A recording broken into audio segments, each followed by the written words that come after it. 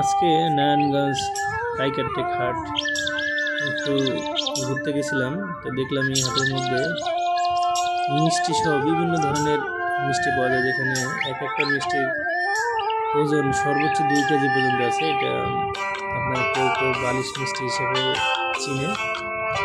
এখানে দেখলাম যে অনেক ধরনের হরেক রকমের মিষ্টি পাওয়া যায়, যেটা 100 গ্রাম থেকে শুরু করে 2 কেজি পর্যন্ত আছে, 1 কেজি 2 কেজি।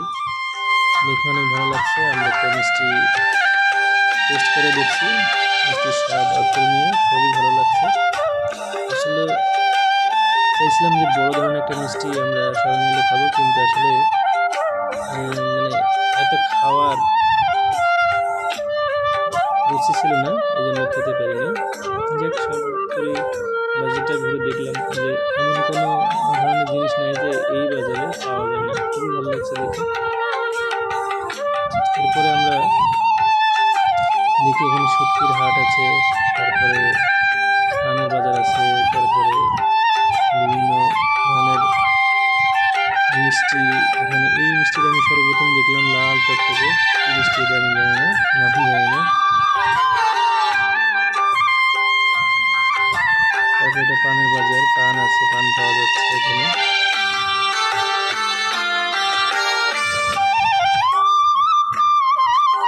এরপরে বিভিন্ন টফে গাছের সামগ্রী।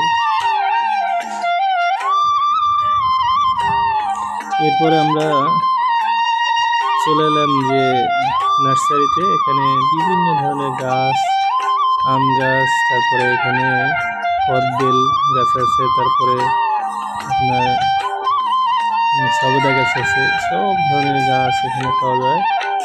এমন কোনো গাছ নাই যে, বা এমন কোনো চারা নাই যে এখানে পাওয়া যায় না। সব ধরনের বৃক্ষের চারা এই বাজারে পাওয়া যায়। শাক সবজি থেকে শুরু করে নিত্য প্রয়োজনীয় বাজারের যে সকল জিনিস আপনার ঘরের জন্য বা বাড়ির জন্য প্রয়োজন, সব ধরনের বাজার বা রান্না করার তৈজসপত্র, সব ধরনের কিছু এই বাজারে পাবেন।